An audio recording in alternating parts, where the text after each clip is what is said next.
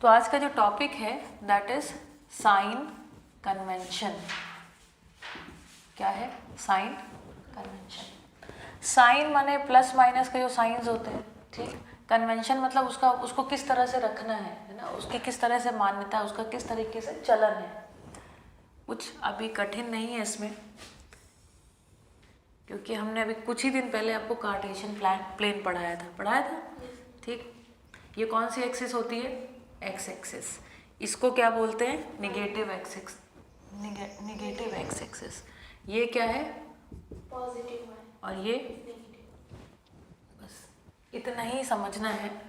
इतना समझ में आता है तो देखिए, अब जो सबसे कठिन पार्ट वैसे लोगों को कठिन लगता है वो हम करते हैं। देखिए आपको कुछ कठिन नहीं लगेगा। अब मैं थोड़ी सुविधा के लिए, इसमें 90 डिग्री कहाँ पर बनता है याद है आपको? याद है आपको ये चीज़? जो पोल वाला पॉइंट P होता है उस पे जो परपेंडिकुलर होती है वो क्या बनाती है? 90 डिग्री का एंगल। याद है? क्यों बनाती है ये भी याद है आपको? क्योंकि ये क्या हो जाती है, इसकी टैंजेंट हो जाती है और ये वाली प्रिंसिपल एक्सिस इस पर नॉर्मल हो जाती है। हाँ, तो ये जो पोल है ना, यहाँ पर हम पोल को क्या ले लेते हैं? ओरिजिन। ओरिजिन मतलब 0 0 की तरह ट्रीट करते हैं, ठीक है? समझ में आ गया? अब देखो जो इमेजेस हैं, अगर हमारे पास कॉनकेव मिरर है तो पॉलिश कहाँ होनी है? इनकेव, ठीक। तो ये कौन सा मिरर बन गया हमारा? Concave mirror. इससे बनी हुई इमेजेस, 5 प्रकार से बनी हुई इमेजेस क्या होती हैं? Real, very good. और एक प्रकार से बनी इमेज वो पीछे बनती है, that is virtual and erected, ठीक। बढ़िया। तो देखो यहाँ से यहाँ पर एक्स एक्सिस के इधर कोई भी चीज़ रखी हो, है ना, यहाँ पर कोई भी दूरी नाप रहे हो तो इधर नापेंगे तो वो हमेशा किस में आएगी? प्लस के साथ आएगी। अगर यहाँ पर कोई चीज़ नाप रहे होंगे तो किस में आएगी? माइनस साइन के साथ आएगी। क्लियर? इतना अच्छे से क्लियर हो जाएगा, आपसे गलती नहीं होगी, बशर्ते कैलकुलेशन में गलती ना हो जाए, वो भी नहीं होगी, ठीक है। चलो, तो P के बाद है ना एक पॉइंट होता है, इसको बोलते हैं C। C is called centre of gravity. Yes. और उस P और C के मिड में एक पॉइंट आता है, उसको बोलते हैं focus. CF is equal to FP। बढ़िया। अब हमारा जो ऑब्जेक्ट है ना, वो ऑब्जेक्ट कभी P से F के बीच में रखा हो सकता है, F से C के बीच में रखा हो सकता है, C से इन्फिनिटी के बीच में रखा हो सकता है, ये सब हो सकता है। तो अगर हम ऑब्जेक्ट की दूरी देखें, है ना,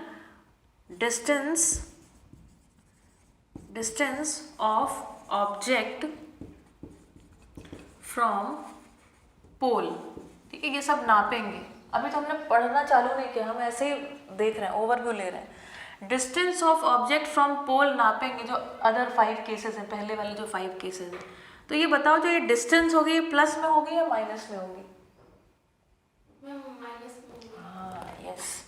इसका एक नाम देते हैं, डिस्टेंस ऑफ ऑब्जेक्ट को U से रिप्रेजेंट करते हैं, पूरी ऑप्टिक्स में ऐसा ही करते हैं, ठीक है। तो distance of object from the pole is called U and is in this particular case, अथवा पोल से अगर हम लेफ्ट की तरफ चल रहे हैं तो ये किस साइन में आ जाती है? नेगेटिव। लेकिन मान लो अगर ऑब्जेक्ट कहीं यहाँ रखा हो, जो कि पॉसिबल यहाँ रखेंगे तो इमेज ही कैसे बनाएंगे, ठीक है। तो यूजुअली ऐसा नहीं होता है, लेकिन हमें इसमें कुछ याद नहीं करना है, देख के ही सब कुछ अपने आप होने लगेगा। अगली चीज देखिए, डिस्टेंस ऑफ ऑब्जेक्ट,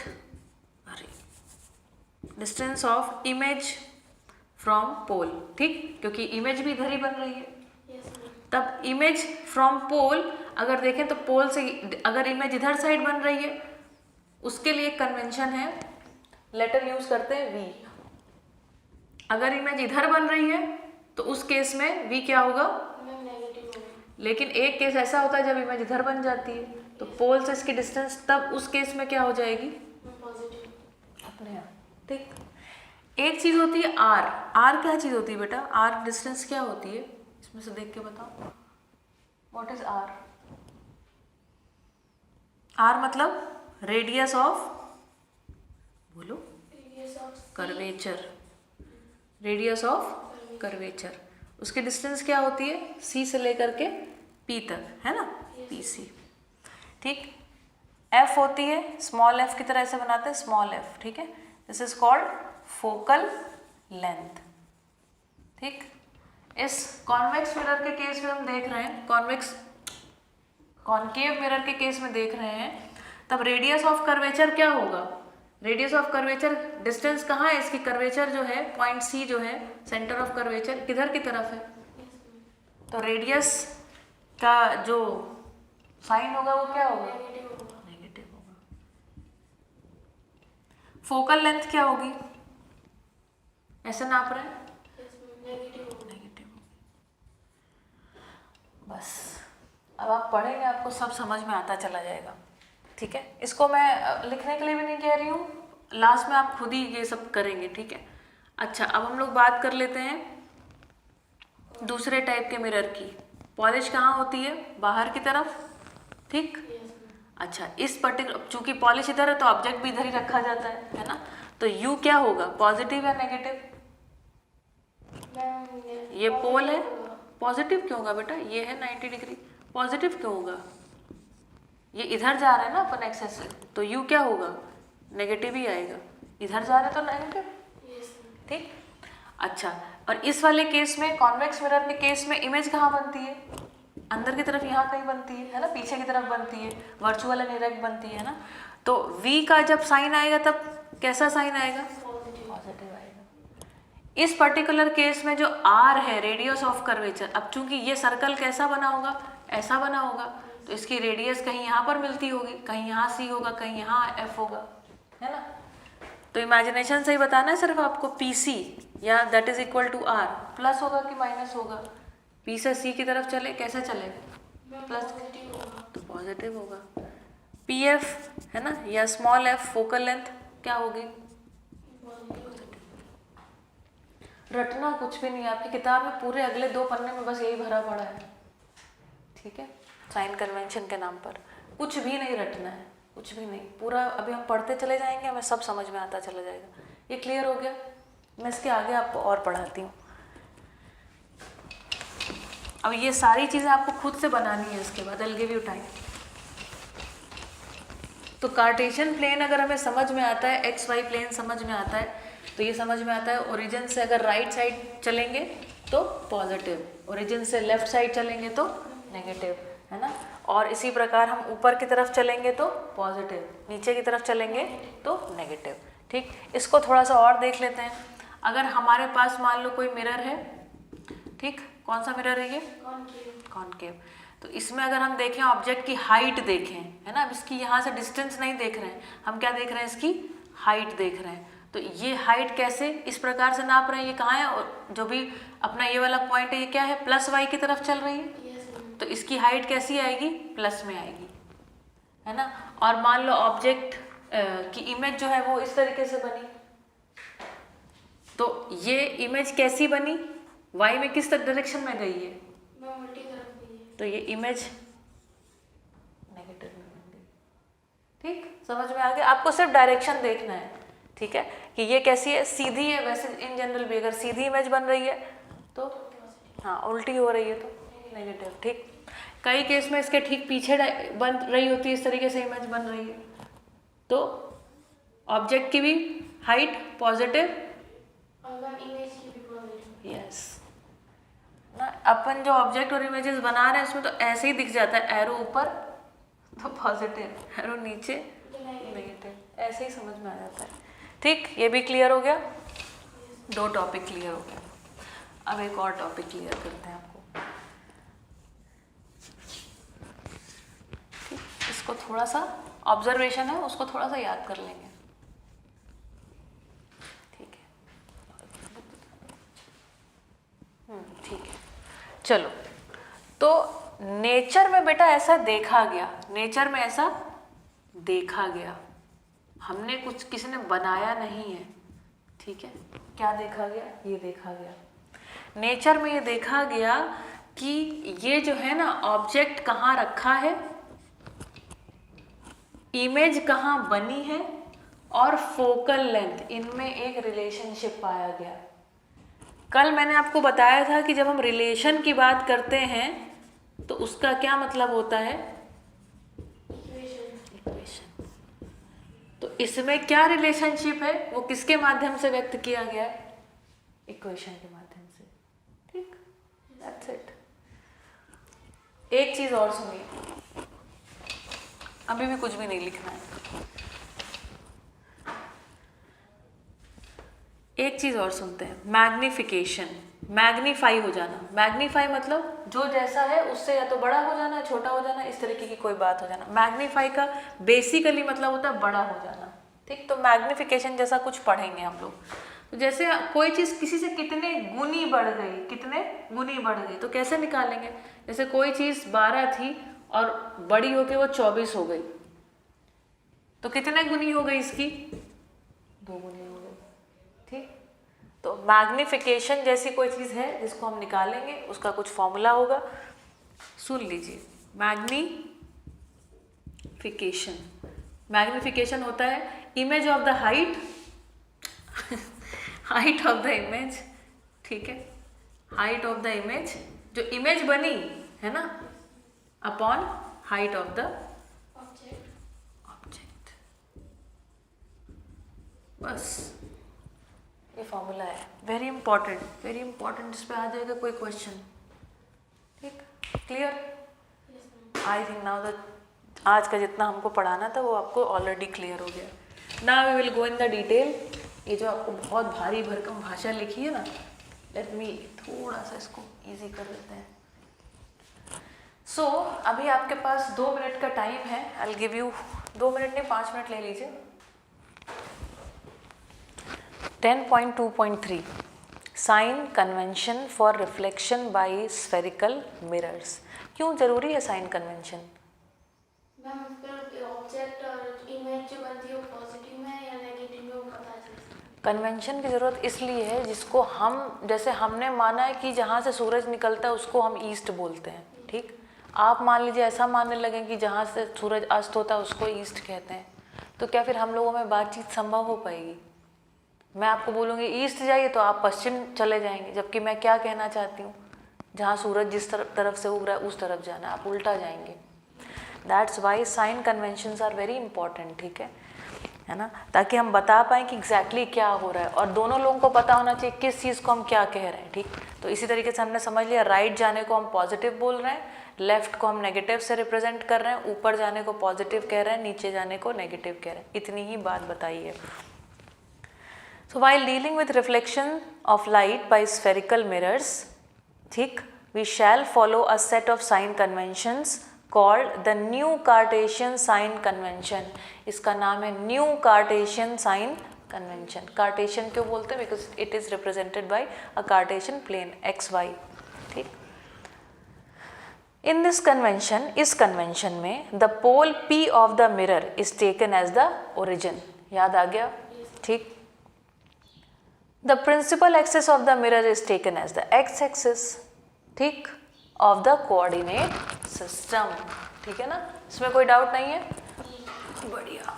सो हम फिर से एक बार देख लेते हैं, अपने माइंड में ऐसे ही बनाते जाइएगा। जो P है ये क्या है? ओरिजिन है। ये क्या है? x-axis है। ठीक है, चलिए। The principal axis of the mirror is taken as the x-axis। x prime x मतलब x प्राइम जो है वो दूसरा नेगेटिव साइड वाला छोर है of the coordinate system. The conventions are as follows, है ना। हम दोनों की जो समझने की बातें वो एक हों, इसके लिए इन चीज़ों को अपने को कुछ 5-6 रूल इन्होंने लिख दिए, उनको हमें ध्यान रख देना है। पहला, the object is always place to the left of the mirror. ये ऑफ कोर्स है ना, क्योंकि इसमें पॉलिश इधर की तरफ है। ठीक है, तो ऑब्जेक्ट हमें इधर ही रखना है। अच्छा, in any case the object is always placed to the left of the mirror. This implies that the light from the object falls on the mirror from the left hand side। ठीक, तो इससे क्या समझ में आ रहा है? जो light है ना, क्योंकि ये दिख रहा है इसमें, तो लाइट भी इसमें इधर ही साइड से पड़ रही है। क्लियर है? All distances parallel to the principal axis are measured from the pole of the mirror. जितनी भी चीज़ों को हमें मेजर करना है तो क्या करना है, चलना कहाँ से, पोल की, पोल्स में पहले खड़े होना है और पोल से इधर की तरफ चलेंगे तभी तो वो माइनस आएगा, नहीं तो आपको हम तो डिस्टेंस नापेंगे, हम यहाँ से यहाँ चलेंगे तब भी तो डिस्टेंस सेम आएगी। कह रहा है ऐसा नहीं करना है, पोल पे खुद को खड़े करना और चलना है, जितनी डिस्टेंस नापना है। तो किस दिशा में चले आप, फिर आप नेगेटिव, हाँ तब आपका नेगेटिव पॉजिटिव सही आएगा। ये कह रहा है, इस बात को ध्यान रखिएगा। तो all the distances parallel to the principal axis are measured from the pole of the mirror. Clear? All the distances measured to the right of the origin, origin के राइट साइड में जाएंगे तो इसको प्लस एक्सिस भी कह रहे हैं, are taken as positive, while those measured to the left of the origin are taken as negative. ये वाला हिस्सा इजी था। Fourth, distances measured perpendicular to and above the principal axis, that is along plus y axis मतलब है ना, they are taken positive. And last point है distances measured perpendicular to and below the principal axis along negative y axis are taken as negative. अब रटने की ज़रूरत नहीं है, सीधा साइन कन्वेंशन के बारे में पूछे, पांचों पॉइंट्स लिख के आने हैं। चलो, the new Cartesian sign convention described above is illustrated in figure 10.9 for your reference. ठीक है, हम देख लेंगे। These sign conventions are applied to obtain the mirror formula and solve related numerical problems. ठीक है, इसका इस्तेमाल कहाँ करने वाले, अभी हम लोग कुछ न्यूमेरिकल्स करेंगे, माने मैथमेटिकल क्वेश्चंस। तो चलिए फिगर 10.9 में हम देखते हैं। ठीक, तो क्या बता रहे हैं, distance towards the left negative है ना, P से B की तरफ जा रहे हैं तो उसको नेगेटिव लेना है। डायरेक्शन ऑफ इंसिडेंट लाइट बता रहे हैं कि है ना, कि लेफ़्ट से पड़ रही है, इसको बताने की कोशिश करिए। Distance towards the right positive side, P से X की तरफ जाओ तो वहाँ लेंगे। हाइट अपवर्ड्स तो पॉजिटिव लिया है, हाइट डाउनवर्ड्स तो नेगेटिव लिया है। जितना ये कठिन लग रहा है बिल्कुल भी ये कठिन नहीं रह गया है। अब इसमें कुछ रटना भी नहीं, बस एक बार देख लिया, अब खुद ही बना लेंगे। ठीक है, तो अब इस पे टाइम नहीं वेस्ट करते हैं, आगे बढ़ते हैं। 10.2.4 mirror formula and magnification in a spherical mirror. Spherical mirror किसी भी प्रकार का हो, कॉन्वेक्स या concave. The distance of the object from its pole is called the object distance. Object distance को किससे रिप्रेजेंट किया है, स्मॉल यू से। The distance of the image from the pole of the mirror is called the image distance. इसको किससे represent कर रहे हैं, हाँ। You already know that the distance of the principal focus from the pole is called the focal length. That's correct. There is a relationship between these three quantities given by the mirror formula, which is expressed as, ये जो formula है इसका नाम है mirror formula. हाँ, mirror formula है, और ये क्या है, ये relationship बताता है किसके बीच की, V, U और F के बीच की। ठीक, relationship हमेशा mathematical form में equation के रूप में दिखाई जाती है। याद करना बहुत आसान है, V प्लस यू। ठीक है, मैंने याद रखा था V plus u, F for fun. ठीक ठीक है, चलिए। This formula is valid in all situations for all spherical mirrors for all positions of the object. ये जो फॉर्मूला है ये हर सिचुएशन में वैलिड है। अगर कभी भी स्फेरिकल मिरर के distance of the object, focal length, इसमें कहीं पे भी रिलेशन निकालना, चाहे वो कॉन्वेक्स हो चाहे वो कॉनकेव हो, हर एक सिचुएशन, मतलब 6 जो हैं वो कॉनकेव मिरर वाले केस और 2 ये, मतलब 8 केस में ये फॉर्मूला वैलिड है। ऐसा नहीं कि कहीं कोई एक्सेप्शन है। You must use new Cartesian sign convention while substituting numerical values for V, U, V and F and R in the mirror formula for solving the problems. लेकिन ये सब करते समय आपको क्या ध्यान रखना है कि V, U ये सारी डिस्टेंसेस उसी 5 जो आपको बताए उन्होंने तरीके, उसी तरीके से नापी गई हूँ, ठीक, जिसमें कि हम अभी माहिर हो गए एकदम, है ना। चलो, सो मैग्निफिकेशन को भी साथ ही साथ पढ़ लेते हैं, उसके बाद हम न्यूमेरिकल देखेंगे। मैग्निफिकेशन मतलब किसी चीज़ का बड़ा हो जाना, ठीक। Magnification produced by a spherical mirror gives the relative extent to which the image of an object is magnified with respect to the object size. अब ये क्या मतलब है, रिलेटिव एक्सटेंट है ना, और respect to the object size, इसका मतलब उसके कंपैरिजन में, है ना। रिलेटिव एक्सटेंट मतलब उसके कंपैरिजन में कितना बड़ी हुई, ठीक। तो magnification produced by a spherical mirror gives, ये क्या बताता है आपको, रिलेटिव एक्सटेंट, किस मात्रा में कितनी गुनी हो गई, ठीक है, which to which the image of an object is magnified with respect to the object size. Clear है ये सेंटेंस? It is expressed as the ratio of the height of the image to the height of the object, ठीक। It is usually represented by the letter m, m for magnification, small m, ठीक है। If h is the height of the object and h dash is the height of the image, then magnification m produced by a spherical mirror is given by, क्या formula बन गया?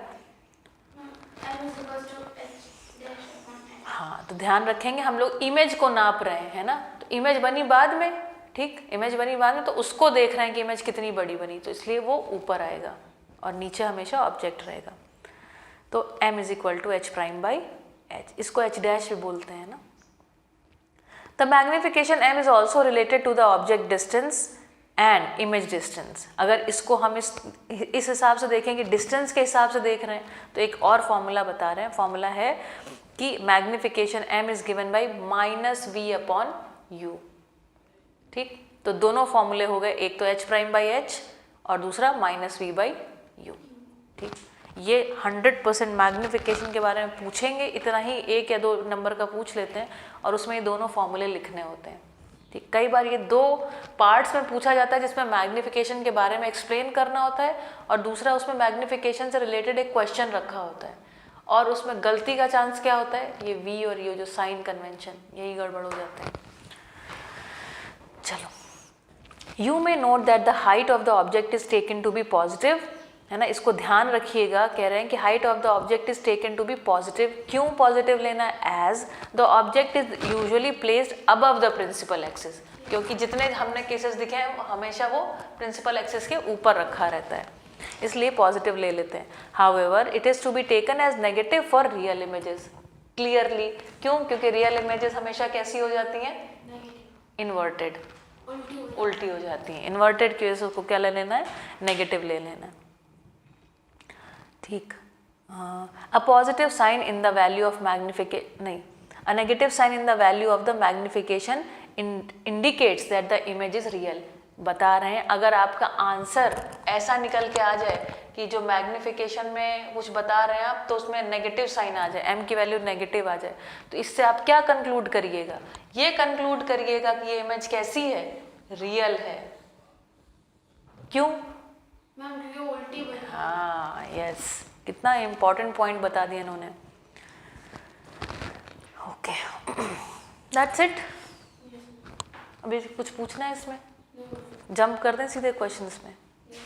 This questions are tough, लेकिन देखिए कितने tough लगते हैं तो पता लगेगा हमें सोच समझ के। अब ये मान के चल रहे हैं कि आपको सब कुछ समझ में आ गया। देखिए,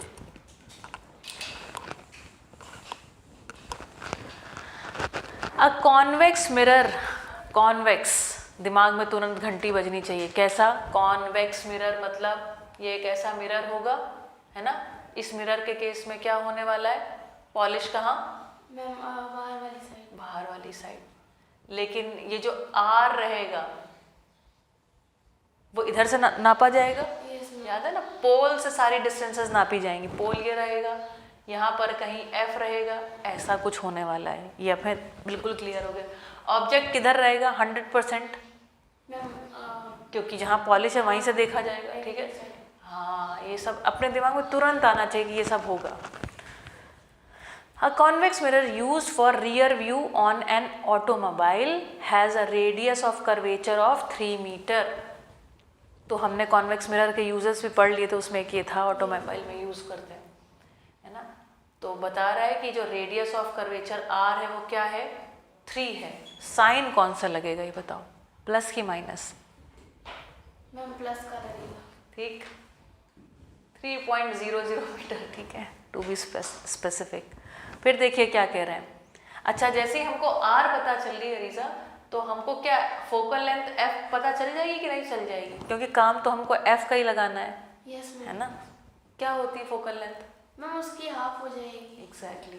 प्लस में होगी कि माइनस में होगी? मैम प्लस में। ठीक।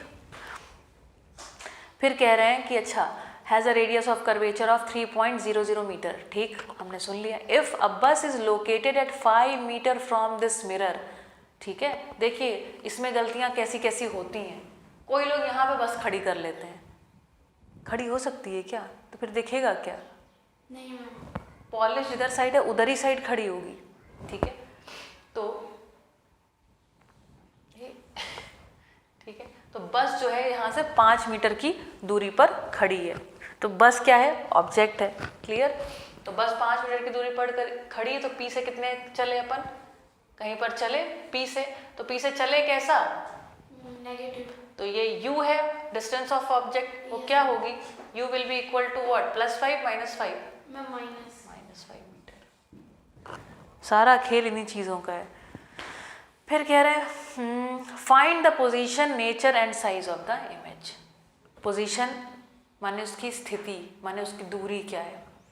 नेचर मतलब मैम वो सीधी है कि उल्टी है? Exactly. And size of the image, वो इमेज कितनी बड़ी हुई, छोटी हुई, तो ये मैग्निफिकेशन से हमें पता चल जाएगा। ठीक, चलिए करा जाए। ठीक है, तो और हमें उसका एच प्राइम निकालना है एक तरीके से, अगर देखा जाए तो बेसिकली, है ना। तो चले अब इसको हम एक बार इसमें ही देख लेते हैं। ठीक है, फिर आप करिएगा इसको। So height of the image h prime निकालना है, वी निकालना है, दो बातें निकालनी। Focal length f is equal to r by 2, that is equal to 1.5। ठीक, अब इसमें कुछ पढ़ने की जरूरत नहीं, समझ में सब आ रहा है। Formula 1/v plus 1/u is equal to 1/f। 1/v as it is रखा, 1/f माइनस 1/u, क्योंकि हमको v निकालना है तो v को लेफ्ट साइड रखा है। 1/f रखा, तो f किसके साथ आया? प्लस के साथ, साइन के साथ रखना है। तो 1 यहाँ पे प्लस साइन लगाते हुए लिखा 1/1.50। ठीक, माइनस एक पहले से लगा हुआ है, 1/u रखना है। अब u की वैल्यू क्या है? ऑलरेडी माइनस में है। ठीक है, तो देखो एक ये माइनस, एक ये माइनस, माइनस माइनस डिवाइड होके क्या हो गए? प्लस हो गए। ठीक, तो स्पष्ट दिख रहा है 1/1.5 प्लस 1/5। ठीक, इसको हम सॉल्व करना आता है। 1/1.5 plus 1/5, this is equal to 1/v निकालना है। तो 5 यहाँ मल्टीप्लाई होगा, 1.5 यहाँ, ये दोनों आपस में मल्टीप्लाई होंगे। 5 plus 1.5 upon 1.5 into 5, that is 7.5। This is 6.5 upon 7.5। तो ये 1/v की वैल्यू निकल आई। तो v यहाँ मल्टीप्लाई हुआ, ये यहाँ मल्टीप्लाई हुआ, 6.5v, this is equal to 7.5। v is equal to 75 या 7.5 बाई 6.5। डेसिमल हट जाएंगे दोनों के सेम जगह, या ऐसे सोच लो डेसिमल हटा, नीचे 10 से मल्टीप्लाई हुआ, ऊपर से 10 से मल्टीप्लाई हुआ, कट गया। तो 15 5 70, 5 15 75, 5 13 दिस 15/13 मीटर। इसको सॉल्व कर लेंगे तो आंसर निकल के आएगा कुछ। ठीक है, तो v की वैल्यू निकल के आ रही है प्लस का 1.15 मीटर। 13 से 15 को डिवाइड करिए, आंसर आएगा। तो ये आंसर किस में आया? प्लस में आया। प्लस साइन में आया, तो इसका मतलब हमें क्या समझना है? इमेज कहाँ बनी होगी? यहाँ पर बनी होगी। और ऐसा होता भी है तो हमको पता चल जाएगा, अच्छा सही बन रही है इमेज। तो इमेज कैसी बन रही है? तो इधर की तरफ बन रही है, मतलब इधर की तरफ बन रही, तो इमेज कैसी बन रही है? Positive and virtual. वैसे ही कॉन्वेक्स मिरर के केस में, दोनों केस में कैसी इमेज बनती है? वर्चुअल, नहीं? यस। तो 15/13 v इज पॉजिटिव। v अगर पॉजिटिव मतलब पोल से इधर की तरफ जाना पड़ेगा, इधर जाएंगे तो मतलब पॉजिटिव बन रही है। और इमेज कैसी बन रही है? वर्चुअल, क्योंकि इसमें पर्दे की ज़रूरत नहीं है। ठीक है, चलो आगे देखते हैं। फिर कह रहे हैं कि v की वैल्यू समझ में आए। The image is 1.15 metre at the back of the mirror. ठीक, मैग्निफिकेशन का फॉर्मूला बताया, m is equal to h prime by h अथवा -v/u। ठीक, तो अब हम लोग यहाँ पे देखें -v/u के हिसाब से -v की वैल्यू पता चल गई है, मतलब सॉरी v की वैल्यू पता चल गई क्या? 1.15। u की वैल्यू पता है -5। ठीक, तो हम लोग लगाएंगे m is equal to -v की वैल्यू 1.15, u की वैल्यू -5, ये दोनों प्लस हो जाएंगे। ठीक, 5 ये 1.15/5 इस तरीके से समझ में आ गया। तो मैग्निफिकेशन में क्या आया? +0.23। 0.23। अगर देखो बेटा कोई भी चीज़ डिवाइड कर रहे हैं अपन ना, ये ऑब्जेक्ट है, ये है। जैसे मान लो अगर हमने इसको थोड़ा सा समझ लो, 12 से 6 से डिवाइड किया है ना, मतलब इमेज जो है वो 12 होती और ये 6 होती, तो ये क्या निकलेगी 6 दूनी 12, ठीक। तो ऊपर अगर 6 होता नीचे 6 होता, मतलब इमेज क्या है बराबर बन रही है, तब आता 1, ठीक। अगर 7 हो जाता है यहाँ ऊपर तो ये 1 पॉइंट समथिंग आता, होता ना, 8 होता तो 1 पॉइंट समथिंग। तो जब भी मैग्निफिकेशन अगर समझ लें तो मैग्निफिकेशन अगर 1 से ज़्यादा आ रहा है मतलब इमेज बड़ी हुई है, और अगर 1 से छोटा आ रहा है मतलब क्लियर। तो कह रहे the image is virtual, erect and smaller in size by a factor of 0.23। तो सिर्फ देख के ये सब चीज़ें हम लिख सकते हैं, रटने की ज़रूरत नहीं है। तो जब भी मैग्निफिकेशन का जो आंसर आए वो 1 से छोटा आ रहा है, तो इससे क्या समझ में आ गया, इमेज छोटी हो रही, नेगेटिव आ रहा है, नहीं नेगेटिव नहीं, 1 से छोटा आ रहा है तो हाँ, है ना, ये ठीक है ना। ऊपर क्या है इमेज का साइज है, तो अगर इससे बड़ा होता, 6 से बड़ा नंबर होगा तभी तो 1 पॉइंट समथिंग आएगा, है ना। तो इसलिए हमें समझ में आता है कि इमेज छोटी हो रही है अगर 1 से छोटा नंबर आ रहा है। अगर 1 या उससे बड़ा नंबर आ रहा है, 1 है तो बराबर साइज की, और 1 से बड़ा है तो बड़ी हो गई। डन, ठीक। मैं इसके आगे वाला भी करा देती हूँ, मुझे लगता है कि you'll be able to do it, अपने आप से कर लेंगी भी, प्रैक्टिस करना पड़ेगा ऑफ कोर्स, है ना, ठीक। ये बहुत कठिन वाला जो हिस्सा था ना, ये इतनी आसानी से हो गया कि पूछिए मत, क्यों, because we have recently learned about ये कोऑर्डिनेट ज्योमेट्री एंड एवरीथिंग, ठीक। चलिए, सो एन ऑब्जेक्ट, अच्छा एक काम करिए, let me give you some time, I think you are not giving, okay. So अभी हमारा जो सेकंड क्वेश्चन है उसमें सारे डेटा ये रहे, ठीक। डेटा से हमने निकाल लिया, क्या निकाल लिया, v, है ना। तो v की वैल्यू क्या निकल के आ गई, -37.5 मीटर, ठीक। तो अब हमें जो बताना है वो ये है कि इमेज की हाइट कितनी है, यही बताना है ना। तो इमेज की हाइट बतानी है, ये क्वेश्चन मार्क है।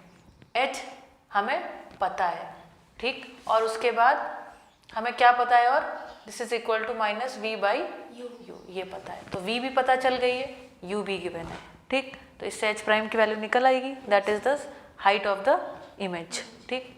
तो ये h यहाँ पे डिवीजन में, तो यहाँ पर क्या हो जाएगा, ये मल्टीप्लिकेशन में, प्लस में तो नहीं जाएगा ना। तो h prime is equal to, this is equal to minus, v की वैल्यू कितनी आई है, माइनस का 37.5, u की वैल्यू कितनी है, -25, ठीक। इंटू h की वैल्यू कितनी है, हाइट कैसे रखा है, ऊपर रखा है नीचे रखा है, हाइट क्या है, ऊपर की तरफ क्योंकि खड़ा है ना, तो इसलिए ये हो गया 4, ठीक। इसको सॉल्व किया जाए, ये माइनस और माइनस ये हो गए प्लस, और अब एक ये तो बच गया, प्लस और माइनस डिवाइड होके फाइनल आंसर में क्या आएगा, एक माइनस आएगा। अब इसको सॉल्व कर लिया जाए, ठीक। अब इसको सॉल्व करते हैं, 25 से डिवाइड करते हैं, 25 1 जार 25, माइनस किया 37 को, बचे 12, ऊपर से उतारा 5, 125, बीच में डेसिमल पड़ा तो डेसिमल को उठा के यहाँ रख लिया, 25 5 जार 125, खत्म। 1.5 इंटू 4, 15 4 जार 60, एक के बाद ये। तो h prime is equal to minus का 6 सेंटीमीटर, ठीक है। इसको सिर्फ आंख से देख के पता चलता है, h क्या थी, 4 सेंटीमीटर थी, हाइट अभी क्या हो गई है, बढ़ गई है। तो इमेज कैसी होगी, एनलार्ज्ड हो गई ना, बड़ी हो गई। अभी जो इमेज बनी ये कैसी है, यहाँ पर क्या साइन लगा है, माइनस, माइनस है तो ये क्या हो गई, रियल एंड इन्वर्टेड आंसर, ठीक।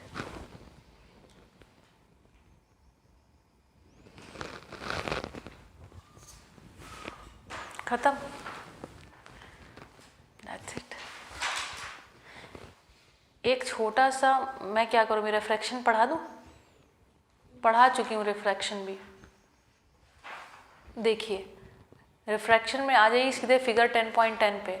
ये सारी एक्टिविटीज़ हैं, एक्टिविटीज़ तो बेटा नहीं करेंगे। ये कह रहे हैं पानी में एक पेंसिल डालो, है ना, फिर उसको चेक करो, पेंसिल थोड़ी सी ऐसा लगता है शिफ्ट हो गई। कभी आपने फील किया ऐसे? कभी आपने वो पूरी बकेट में वो मग डुबोया, वो वाला तो गेम सब बच्चों ने खेला होता है। तो ना वो ऐसा लगता है जैसे यहाँ ऊपर तो यहाँ पे मग दिख रहा होता है, इधर मग ऐसा लगता है थोड़ा सा टेढ़ा हो गया। ये जो घटना है ना, यही घटना पूरे इसमें जितनी एक्टिविटीज हैं वो सारी यही बात कर रही हैं कि क्यों ऐसा लगता है कि ऊपर जब देखते हैं, ऊपर मीडियम क्या है? हवा। यहाँ अंदर जो डूबा हुआ हिस्सा उसमें मीडियम क्या है? पानी। तो ऐसा बता रहे हैं कि ये ऐसा क्यों डिस्टॉर्टेड इमेज दिखती है, डिफरेंट इमेज दिखती है उस चीज़ की, क्योंकि ये मीडियम बदल जाता है। जब मीडियम बदल जाता है तो जो लाइट की रेज है वो डिफरेंट एंगल पर रिफ्रेक्ट हो जाती हैं, है ना। तब अब क्या हो रहा है, यहाँ पर इमेज ऐसे बन रही थी, मान लो मग ऐसा था, लेकिन अब अगर ऊपर नीचे देखेंगे तो ऐसे दिखने लगती है, क्योंकि उनका एंगल चेंज हो जाता है। This is called law of refraction. That's it. ठीक, पहले भी पढ़ा चुके हैं, इसको थोड़ा सा देख लेते हैं। फिगर को देखिए, फिगर 10.10 में देखिए, EF एक रे है, EF आई, ठीक। इसको मेजर करने के लिए हम नाप रहे हैं, जो नॉर्मल डालिए N डैश दिख रहा है, इस N डैश इसका नाम लिया है क्योंकि ये नॉर्मल है, मीडियम के ऊपर नॉर्मल है। वहाँ पे एंगल ऑफ इंसिडेंस दिखा आपको I, है ना, कुछ, और वो सीधी नहीं चली गई। देखो E से लेकर के P तक एकदम नीचे चले जाओ तो P एक पॉइंट दिख रहा है, तो E से लेकर के P होती तो एकदम सीधी सीधी एज इट इज उसका एंगल होता, है ना। लेकिन वो क्या हो गई, उस I से कुछ डिफ्लेक्ट हो गई। डिफ्लेक्ट माने हाँ, यस, थोड़ी घूम गई, डिफ्लेक्ट हो गई। तो घूम करके थोड़ा कम हो गई या ज़्यादा हो गई, कुछ भी हो सकता है, ठीक है। तो ये थोड़ा कुछ चेंज हो गया उसका एंगल, तो एंगल चेंज होकर के अब नॉर्मल से उसका एंगल कितना है, कुछ R1 जैसा एंगल दिखा रहे हैं, है ना, ठीक है। तो ये बस इसी घटना को कह रहे हैं, ये घटना जो है ये क्या है, रिफ्रैक्शन घटना है, ठीक है। फिर और दिखा रहे हैं, पहले बता रहे हैं ऊपर मीडियम क्या है, एयर। ये किस में घटना घट रही है, ग्लास। मीडियम के बदलने से क्या हो जाता है कि वो रेज जो है वो डिफ्लेक्ट हो जाती हैं, थोड़ा रिफ्रैक्ट हो जाती हैं। ओके, अब कह रहे हैं देखो ये इसी मीडियम में चल रही, तब इसमें कुछ नहीं घट रहा है, वो सीधी सीधी पूरी रे निकल रही है, ठीक है। O से लेकर के अगर हम O डैश है ना, जहाँ नीचे निकल रही O प्राइम, वहाँ पर देखेंगे O से लेकर के O डैश एकदम सीधी लाइन है, it is a straight line, मतलब यहाँ पे कोई भी चेंज नहीं हो रहा है इसके एंगल में लाइट रे के। लेकिन अब देखो O से जैसे ही वापस गई, कहाँ वापस एयर में निकली, हाँ, तो वो पहले से निकली थी वो हो गई, उसके पैरेलल हो गई, है ना, उसके पैरेलल हो गई, मतलब एंगल बराबर हो गया। अगर देखेंगे G और H, है ना, L और P, ये क्या है, अगर दोनों लाइन देखें GH और LP, ये पैरेलल दिखाई पड़ रही हैं। क्यों ऐसा हो गया, क्योंकि वापस से ये एयर वाला मीडियम हो गया, ठीक है, हाँ, यस। तो I2 अभी इंसिडेंट रे क्या है, I2 है, I2 एंगल बना रही है, ठीक है। लेकिन अभी मीडियम क्या है, ध्यान से देखिए, अभी मुझे लगता है इसमें आप आगे के लॉ भी खुद ही बता देंगे। ध्यान से देखिए, तो R1 एंगल पे आई और ये I2 एंगल पे, इस पे इंसिडेंट रे है अगले मीडियम के लिए। तो देखो R1 और I2 बराबर हैं कि नहीं है, R1 और I2 बराबर हैं कि नहीं है, ध्यान से देखिएगा। आप ये कल्पना करिए, O जो ON डैश है ना ऊपर वाले साइड में, ON डैश, उस लाइन को सीधे लेते आइए पैरेलली, ले आए पैरेलल, ये 90 डिग्री के एंगल पे। कल्पना करिए ये यहाँ से गिर गई, ठीक है। और दूसरी कल्पना करिए O प्राइम M जैसी जो लाइन बन रही है, O प्राइम से I2 की तरफ जो चल रही है ना ऊपर वाली लाइन, ये भी 90 पैरेलल लाइन है। तो हमको पता है दो पैरेलल लाइन के बीच में ऐसे एक काटती है लाइन, तो ये angle, this angle is equal to this angle. तो देखिए ये लाइन कौन सी कट कर रही है, O प्राइम जो मिलाने वाली लाइन है, ये कट कर रही है कि नहीं, दोनों पैरेलल लाइन है। क्यों दोनों पैरेलल लाइन है, क्योंकि दोनों नॉर्मल हैं टू द मीडियम, ठीक, दोनों के एंगल जो है बेस से 90 डिग्री हैं। क्लियर। तो क्या इससे हम यही स्नेल्स लॉ ऑफ रिफ्रैक्शन है, अभी आगे पढ़ेंगे आप। क्या बता रहे हैं कि R1 is equal to I2, बस that's it, this is called law of refraction, ठीक। और एक बात सामान्य रहती है कि ये जो नॉर्मल है और जो इंसिडेंट रे है और जो रिफ्रैक्टेड रे है, ये सभी एक प्लेन में होंगे। ये तो लॉ ऑफ रिफ्लेक्शन में भी था, तो सेम टू सेम हो गया। और इस केस में क्या हो रहा है, इसमें क्या हो रहा है, जो एंगल ऑफ रिफ्रैक्शन है ना, angle of refraction is same as the angle of incidence for the other when it is going to the other medium. ठीक, तो I1 is equal to R2, R1 is equal to I2। बोलिए, कह सकते हैं कि नहीं कह सकते हैं? That's it. चलिए, अभी पूरा आप इसको आराम से पढ़ सकते हैं अपने आप से, है ना, मैंने सब बता दिया। अगले पेज पे पहुंच जाइए। जो मैंने बोला है लगभग वैसे ही सब लिखा हुआ है। The following are the laws of refraction of light. Another 1 number का या 2 नंबर का क्वेश्चन आ जाता है। Number 1, the incident ray, the refracted ray and the normal to the interface of 2 transparent media. क्या मतलब हुआ? नॉर्मल माने 90 डिग्री बनाती हुई लाइन, इंटरफेस माने दोनों के जो बीच में है ना, एयर थी लेकिन एयर के बीच में क्या आ गया, ये इंटरफेस आ गया, एक बीच में कोई चीज आ गई, उसको बोलते हैं इंटरफेस। ठीक, यहाँ पर क्या इस वाले केस में क्या दिखा रहे थे? ग्लास। ठीक, the incident ray, the refracted ray and the normal to the interface of 2 transparent media. ठीक है, 2 ट्रांसपेरेंट मीडिया एयर और एयर थे, उसके बीच में कुछ और एक ट्रांसपेरेंट मीडियम था लेकिन वो रख दिया गया। At the point of incidence all lie in the same plane. Second, अच्छा सेकेंड ये बता रहे हैं कि the ratio of sine of angle of incidence. ठीक है, द रेशियो ऑफ, अब ये साइन क्या होता है ये मैं जब ट्रिग्नोमेट्री पढ़ाऊंगी ना कल से तब आपको समझ में आ जाएगा। The ratio of sine of angle of incidence to the sine of angle of refraction is a constant. ठीक है, तो एक तो हमने वो देख ली थी ना, I2 was equal to R1, हाँ I इक्वल टू R, तो एंगल ऑफ रिफ्लेक्शन में था ना। इस वाले केस में, रिफ्रैक्शन वाले केस में I2 will be equal to R1, ऐसा है ना। ठीक, तो अभी यहाँ पर क्या बता रहे हैं कि जो हमारे पास sign I upon sign R, ठीक है, ये क्या होते हैं? कांस्टेंट होते हैं। ठीक, कांस्टेंट होते हैं मतलब एक नंबर आ जाता है, एक नंबर होता है, वो निश्चित नंबर होता है हर बार। ठीक है, किसी मीडियम के लिए थोड़ा सा इसको आपको अभी याद करना पड़ेगा, कल परसों थोड़ा समझ में आ जाएगा ये। तो the ratio of sine of angle of incidence to the sine of angle of refraction is a constant. Constant मतलब एक नंबर आ जाएगा, कोई भी 2, 3, 4, 5 ऐसा कोई नंबर आ जाएगा, और ये हर एक मीडियम के लिए अलग अलग होगा। ठीक, for the light of a given colour, हाँ आगे बता रहे हैं कि for the light of a given colour, अलग अलग लाइट के लिए भी ये चेंज होगा, मतलब कलर ऑफ लाइट के लिए चेंज होगा। And for the given pair of media, है ना, ये जो 2 मीडियम जिसमें ये चेंज हो रही है उसके लिए, उसकी किन 2 बातों पे निर्भर करता है? एक इस बात पे निर्भर करता है कौन सा रंग की लाइट आप डाल रहे हैं, दूसरा किस बात पे निर्भर करता है ये कौन से 2 मीडियम है इनके बीच में। This law is also known as Snell's law of refraction. ठीक है, this is true for angle, जो एंगल ऑफ इंसिडेंस है वो 0 से 90 के बीच में होना चाहिए, उससे ज़्यादा नहीं होना चाहिए। ठीक है, if I is the angle of incidence and R is the angle of refraction, then sin I upon sin R is equal to constant. That's it. Clear? Yes. बढ़िया। थोड़ा सा ये कठिन, हल्का सा कठिन जैसा हिस्सा है, इसके बाद रिफ्रैक्टिव इंडेक्स वाला, ये जब ट्रिग्नोमेट्री पढ़ लेंगे ना तब ये क्लियर हो जाएगा। ठीक, so 99% of the chapter is done. Let me show you how.